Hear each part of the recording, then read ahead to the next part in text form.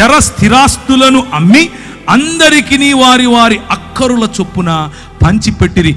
దేవుని రాజ్యములో ఉండేటువంటి విలువలు ఏంటంటే, మనవి అమ్మి పంచి పెడతాం.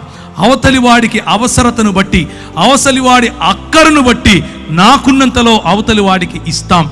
నాకు అని అడుక్కునే బతుకు కాదు దేవుని రాజ్య విస్తరణ అంటే. దేవుని రాజ్య విస్తరణ అంటే పోగేసుకోవటం కాదు, పోగేసిన దాన్ని పంచి పెట్టటం. దేవుని రాజ్య విస్తరణ అంటే ప్రజలకు ఆశీర్వాదకరంగా ఉండటం. పరిశుద్ధాత్మని తాకిడి అనంటే ప్రజలను నీ తాకిడి చేత పరిశుద్ధాత్మకు పరిచయం చేయటం.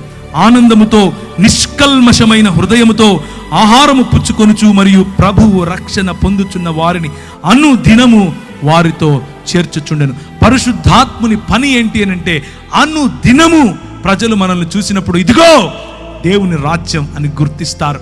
మతం కడితే దూరం పోతారు. దేవుని రాజ్యం కడితే ఇది దేవుని రాజ్యం అని గుర్తిస్తారు.